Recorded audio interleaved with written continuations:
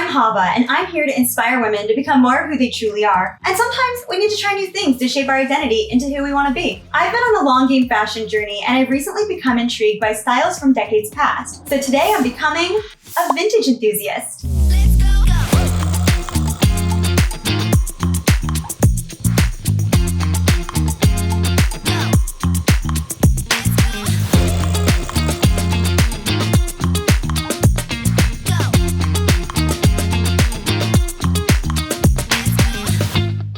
Become interested in vintage fashion because of the opportunity it presents for unique style. Over time, things simply wear out, get lost, or reach some other fate that makes them disappear. I mean, even if you wear an item mass-produced just a few years ago, it's practically one of a kind at this point. So imagine wearing something made decades ago, likely produced in smaller batches. Plus, some styles cycle and some styles are timeless. So I'm curious about styles that no one would have known were made 40 years ago, and styles that may resemble a certain time period but would harmonize with a modern outfit. With so many words thrown around in reference to old items, I wanted to start by figuring out exactly what vintage is. So I hit the internet, and here's what I learned. Generally speaking, items considered to be vintage are 20 to 100 years old. So in 2024, that refers to items made between the years of 1923 and 2004. Antique items are 100 years or older, and artifacts are 300 years or older. Retro refers to items that look vintage stylistically, but may have actually been made recently.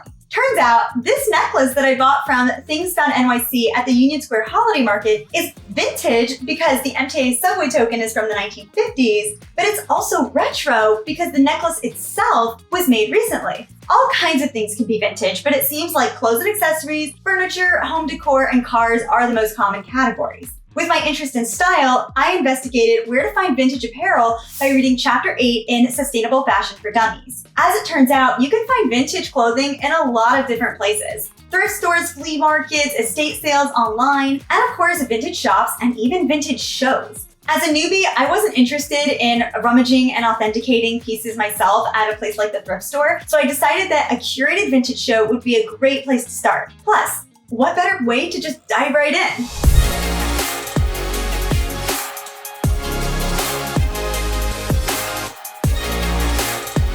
Vintage shows are events where vintage collectors come together to sell the items they have found. And the Manhattan Vintage Show is the biggest collection of vintage clothing, jewelry, accessories, and textiles in New York City. Today, I'm going to be focused on accessories, maybe scarves, a timepiece, or jewelry, just as a simple way to dip my toes into vintage style. But I won't be closed off to other kinds of long-lasting pieces too.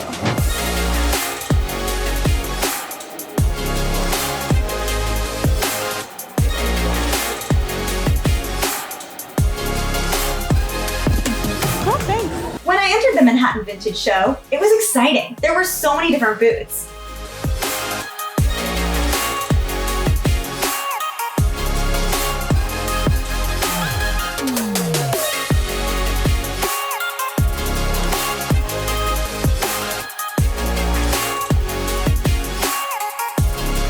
I'm at the Real table right now, and they are having a little contest where you can enter to determine if these items here are real or faux.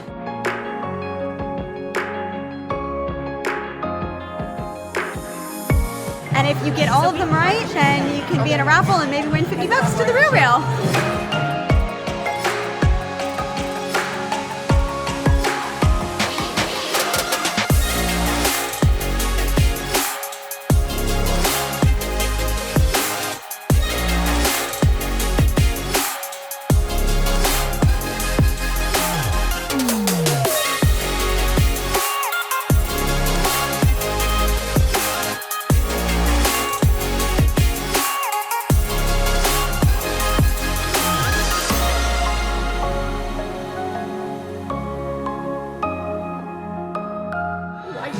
I do like this horse. It's so cute.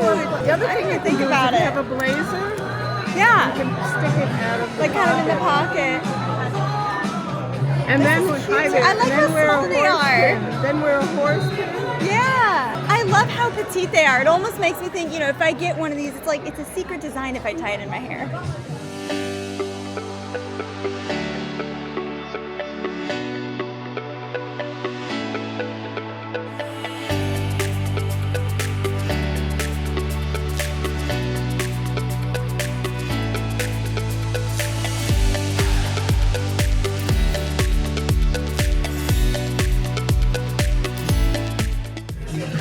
many bags at this show, and I just found this bag, and what's amazing is just how strong the metal is. I'll see if I can show you. There is a strong metal in here. This stuff is definitely made really well. And I love the style of this purse too. It's cool beading.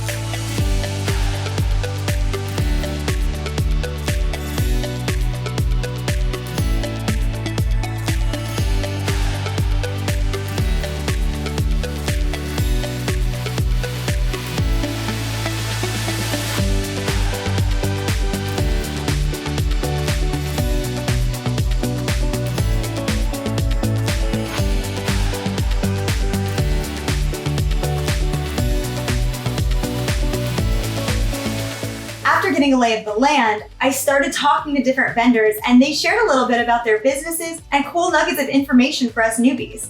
My name is Michael. I'm the owner of Toots Vintage. We're about color and girly, nostalgia, sexy, himbo, wanting to fulfill my childhood thing of dressing up. If I told you where I source, I'd have to kill you.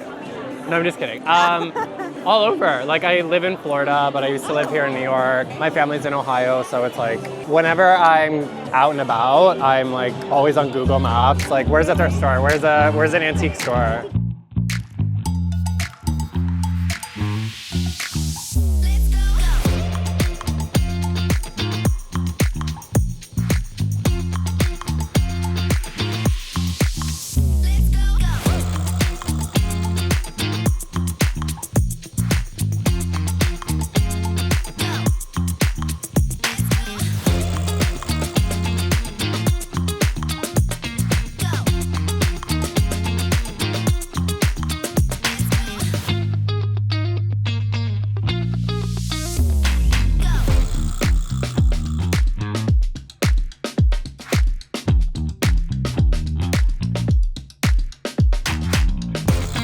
I'm the founder of Messy Jessie Vintage. I'm the owner and the curator of Messy Jessie Vintage. I will collect what I know will sell, but what really inspires me and what I usually am really looking for is kind of 70s sets like this one, or just kind of more psychedelic 70s dresses and jumpsuits. I love that style, but I really am attracted to bold prints, bold colors, and really feminine silhouette. Know your measurements, definitely, because vintage runs very small. I would say bust and waist for sure, and then if you have wider hips or you have a little bit of a bubble butt, maybe know your hip measurement, because for me, a pair of 70s pants will fit me in the waist, but not in the hips at all. So it's very helpful to go in knowing that. I would say probably know what you're looking for if you're coming to a show like the Manhattan Vintage Show, just because it can be really overstimulating, especially for a new vintage buyer.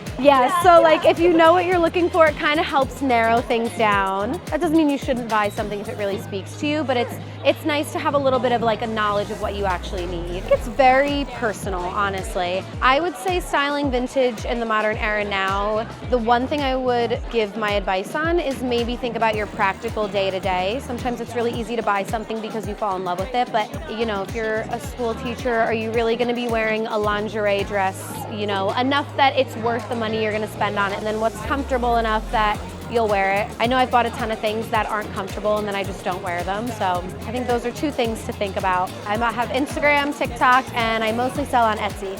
I own a shop, a brick and mortar in Warren, Rhode Island, in a historic waterfront district. The shop has been in existence for 40 years. I took it over from the original owner 3 years ago, 3.5, in May of 2020. She'd had it for a really long time and I kind of brought it into its next phase, but I deal mostly in true vintage, antique clothing, up until the 80s, jewelry, accessories, and then the whole other half of the shop, which isn't here today. It's antiques and rugs and housewares and all that other things. So it's a bit of everything. So I consider myself a generalist in training. The internet is my friend. I don't know how Sandy, who's the original owner, did it without the internet. She had like a library of books to reference, but you can do like research, but I've started to not need to do it as much. Like I just am able to recognize things like we were talking about earlier. Like when I see a felted hat that's not using a lot of fabric, but has a lot of intricate folds, I'm like, oh, this is 40s because it was the war and they didn't have as much material to work with, so they had to get creative. So you just kind of start to recognize patterns. And yeah, I feel way more confident than I did 3 years ago. It's just like a crash course. There's a fine line between like dressing vintage and wearing a costume, which if that's your thing, go for it, respect, love that. I try to like mix it up and do different decades, different eras, something contemporary, like really comfortable jeans with an antique top, and like just sort of keeping it cycling through. Because I have so many different decades that I cover, like I can't pick one. So I think matching them kind of like highlights, and some you'll see like the 80s really liked doing the 40s. So you'll see 80s dresses that have like some sort of 40s silhouettes, and then you'll see like 90s doing 20s. Today's doing like 70s. Yeah, I feel like 2020s are doing 70s. Maybe it's like a 50-year. It's probably right, like you're not wearing your mother's stuff, but you're into your grandma's stuff. So like skips a generation. You can find me at ladynextdoorvintage.com, Instagram, ladynextdoorvintage. And if you are in the Rhode Island, Boston area, I have a shop in Warren. Come by, see me in person, say hi. My name is Lexi Butterfly. It's my given name. My name's just Lexi, but I like to add the butterfly at the end because it's fun, right? And I do 60s and 70s psychedelic, bright, colorful, fun clothing with a little bit of hippie and a little bit of clown. So I like to specialize in the collectibles from the 60s and 70s eras, but I just throw in a dash of rainbow fun stuff from all eras anyways. I get stuff in a lot of different ways. My favorite way to source is through private buying appointments, so where I can get things directly from a family or directly from the original owner. That way I can maintain as much of the story as possible. Then whoever ends up with it later on also gets to have that story. But I do a lot of traveling too. I go all the way to Los Angeles, from where I live in Boston, and sometimes I go to New York, all over the place. I have a brick and mortar store in Somerville, Massachusetts, which is about 15 minutes north of Boston. We just opened in October, so that's really new. Super exciting and so fun, but it's always great to be back here with my Manhattan vintage peeps. Love being here with the most stylish, the most fun people. New shoppers for vintage in general, make sure you're always looking for condition with your items and always look for good fit. So if the fit is good for you, then you should get it because it's really hard to find things that fit you just right. But also don't compromise on how things fit you. If it doesn't fit just right or if you're not totally in love with it, pass it on. You'll find something else that you really love. So I know it's exciting and you want to find stuff at the beginning, but just try to reel it in and make sure that you really truly love the thing. But at the end of the day, you really can't lose because vintage will always retain its value. So you'll always have something that's worth the price, no matter how long ago. I'm definitely a more is more kind of gal. I don't really dress to be traditionally attractive or what's traditionally considered flattering per se. I more so just like to dress until I feel happy. It's like, that's enough things. No, I don't feel happy enough yet. Let's add a few more things. Or like, this needs more color. This needs more texture. Just playing. You're just playing all the time until you get happy. And when you walk down the street, other people will be happy just to see you. So you can connect with me in a few ways. I have an Instagram at Lexi Butterfly Vintage, all one word, and you can shop through there. I also have my own website, which is the same, lexibutterflyvintage.com, and you can come visit me in Somerville in person, but I also do lots of markets around New England. So you can find me in tons of places.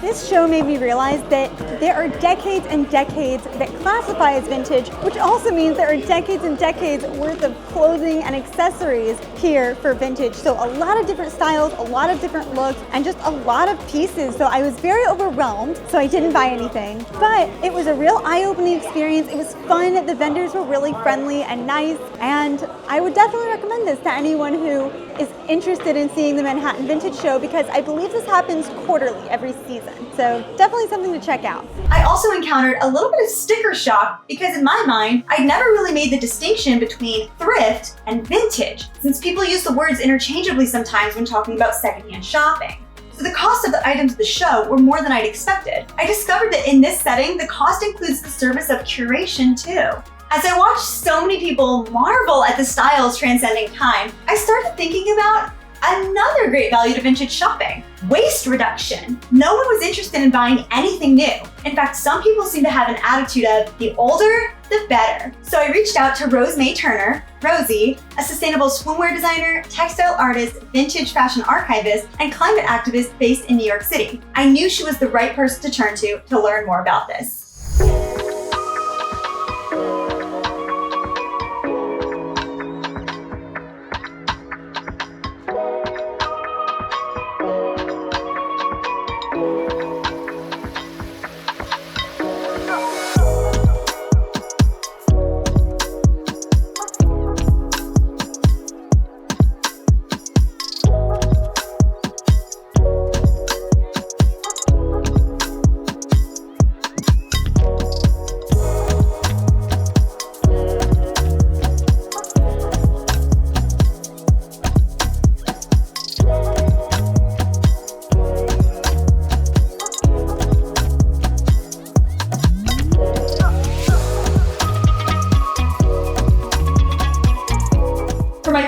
I wanted to find out, what role does the consumer behavior play in the environmental impact of vintage fashion, particularly in terms of purchasing habits and garment care? So I guess it's really interesting that you brought this question up. I think a lot of people are probably looking for ways to lower their carbon footprint, and just shopping secondhand is a great way to do that. Within the apparel industry, I believe it's 92 million tons of textile waste, something that's produced every year, which is crazy annually. So that's a lot of just newer garments that are ending up in the landfill. So by just opting to go secondhand and for thrifting and exploring vintage, anything that's used is a great way to essentially lower your carbon footprint, because it's already it's already out there. We're not you're not spending money on something that's just now being produced. Even if you're not wanting to donate something, maybe it is something super worn. Even if I think a lot of people too just throw their undergarments in the trash. You can actually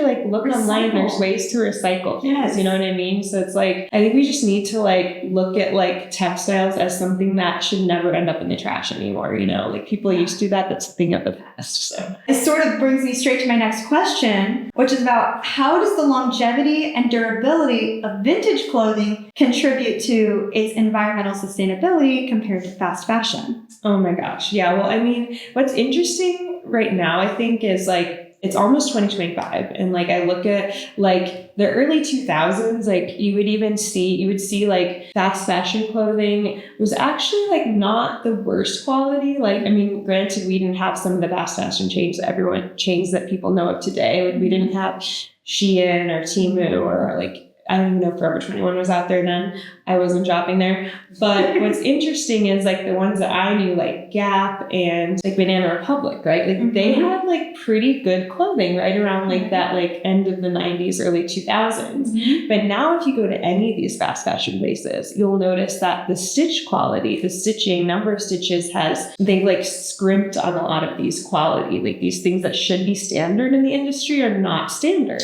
Really? Yeah, there's not really industry standards with quality, which I think is ridiculous. You have quote unquote quality control, people that, that's what they do for this company. But a lot of times to cut costs, they'll, do these things where they offer cheaper fabric. And you see this across almost every type of company, even luxury brands, you see the quality is gone down. That leads me to even say when I was working in archives at this luxury vintage company, we'd see Chanel bags that were from today being compared to the vintage ones.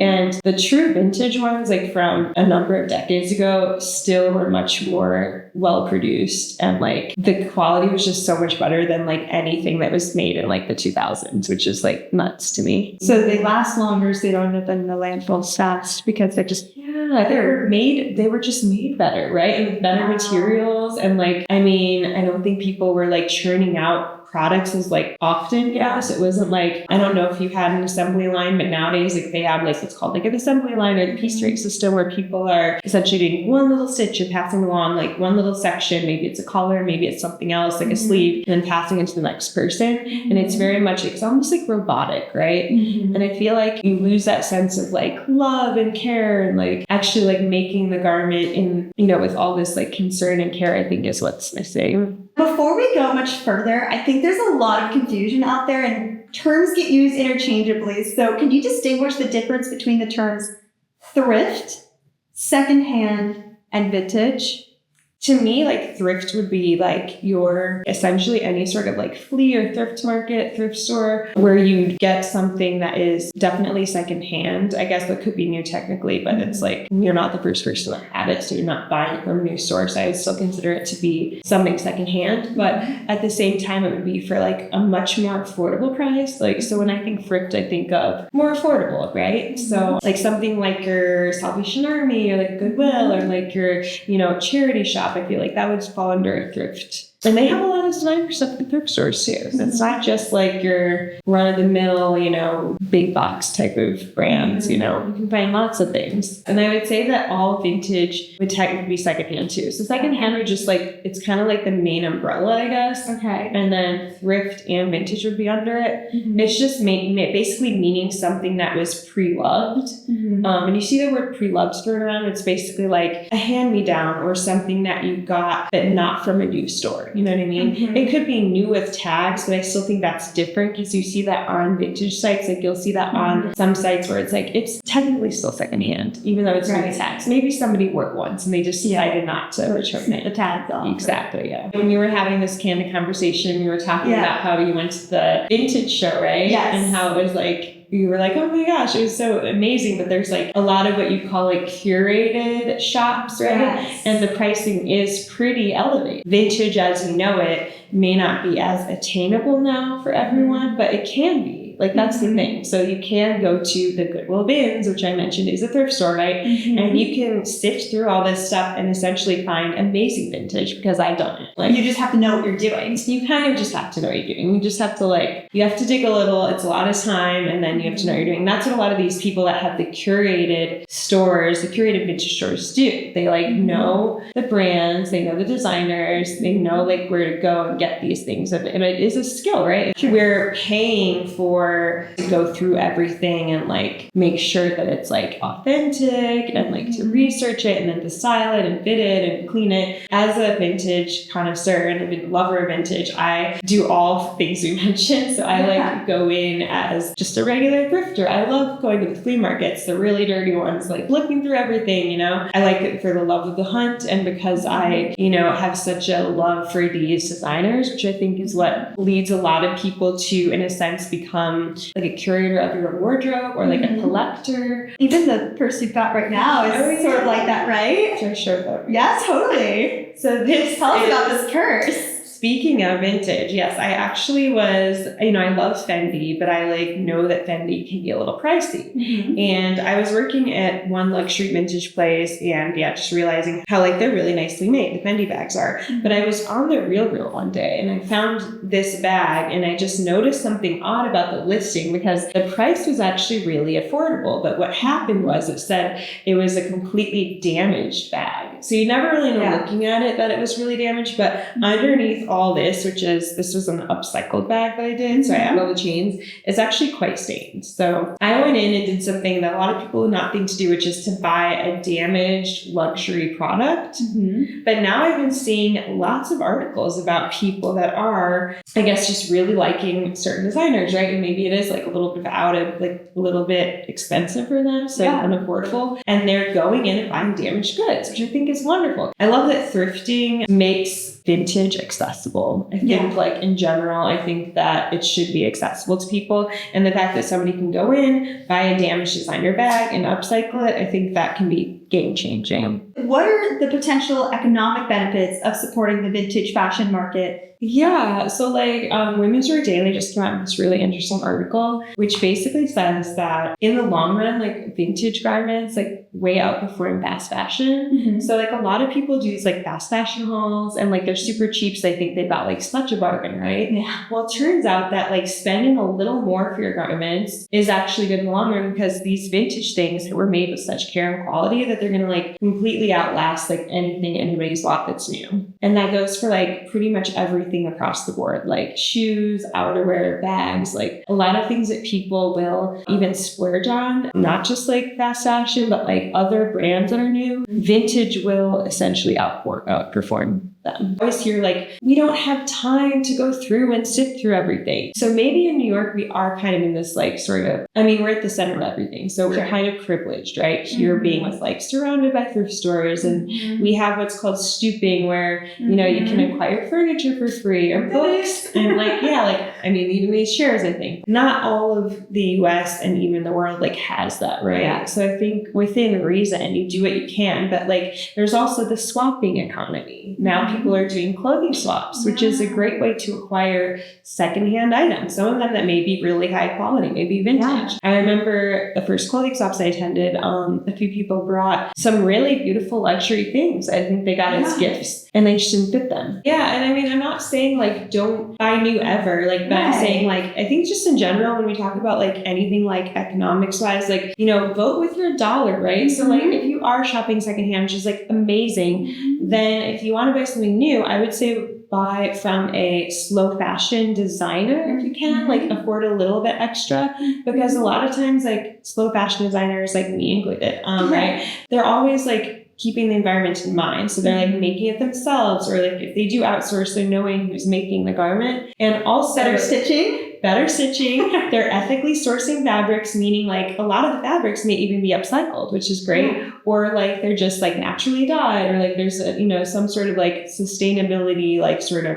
circularity aspect in these designs. So I would say like what I do is I try to be really thrifty, right? And then I'll get stuff here and there, but then I'll maybe splurge and support like another local maker like myself, or like a local boutique that specializes in just having slow fashion brands. One thing I just want to throw out there, I don't know if this is one of the questions, but like, so like a lot of times I talk to people and I have a lot of friends that will buy vintage for some things, right? Or like buy secondhand for some things. But then a lot of things I hear are, well, I'm going to go to this fast fashion place just to get a basic. And I'm like, what? Why? And they're like, well, because I don't know if go to Wilson, I don't know if Salvation is going to have like a basic crop top in white, you know? So I hear that a lot, and I was thinking about it and doing some research. And I found out that if you go on sites like Vestiaire and The Real, and then there's this app I want to mention called Gem Search, which is heard of this. So Gem Search is like Google of fashion. A friend of mine made this app. She's incredible. You can download it in the App Store. It's free. I will. If you are looking for a white basic shirt, you can literally type that in their Google search bar and it will pull from every single site that is secondhand. So only secondhand sites, right? So you can literally find basics. So I'm thinking to myself, it's actually a lot easier than people think, but maybe they just don't know. And they're like, oh, there's Aritzia, there's, you know, J. Crew, there's Old Navy. Like they're just like, they're walking down and they're like, but wait, I don't have a black t-shirt for this event. But realistically, you could go on these sites and maybe it won't get there the next day, or you won't be able to get it that day. But if you can wait just a little longer, you can get something that's secondhand and what you want. Speaking of finding vintage apparel, I know you have an amazing resource people can use in New York City. So can you tell us about it and provide pointers on how people can seek out vintage beyond New York City? It's not really my resource, but I did contribute to this resource. Okay. So like my friend that I mentioned that has Gem Search. Yes.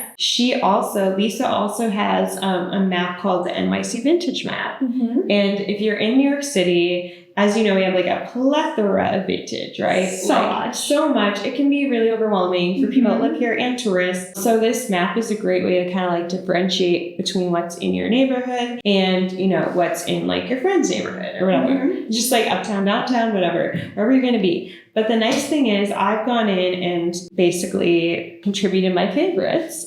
So I hope that you guys can look and check out my recommendations. I do have a mix of some curated vintage, which we've talked about, and some that are more affordable places as well. And what about if people don't live in New York City? What would you tell them if they want to know, how do I find vintage stores or secondhand stores where I live? Yeah, I love this question. So like, I'm actually from Illinois, and growing up when I was in high school, I stumbled upon an antique store and then just basically fell in love with antiquing. So on weekends, instead of like, I guess like most teenagers going to the mall, I was taking my mom's car, driving over to the antique market, and occasionally I would bring a friend that was just like kind of curious as to what I was doing. And that's kind of how I fell into essentially secondhand and vintage shopping. I was going to antique malls. So all across America, there should be antique centers. You just have to Google it, or you might have to do some research, like even at your library, like, because sometimes these places are not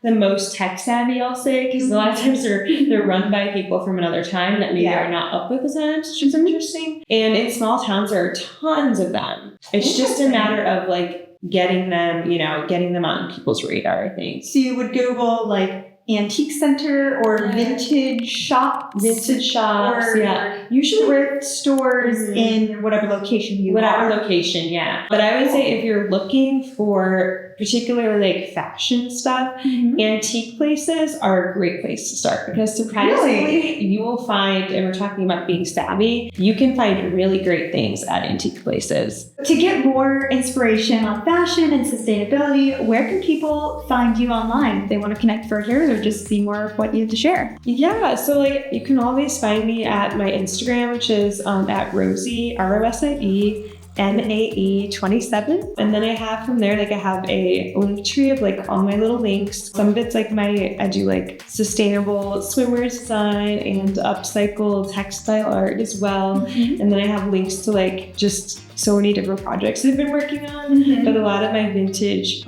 recommendations can also be linked through there. Well, thank you so much for sharing all your information, insight, and wisdom with us today. Thank you so much for having me. This journey was a real eye-opener. Vintage is so much more than old clothes. Vintage fashion is where past meets present. It's a unique way to celebrate the past, give a piece new life, an environmentally conscious fashion choice, and ironically use something old to make your style feel new. While I don't see myself trading out all my modern pieces to become all vintage all the time, I'm excited to take the next step in my personal life and try the scavenger hunt that is finding vintage pieces in the wild, like thrift stores and flea markets, to enhance the uniqueness of my wardrobe.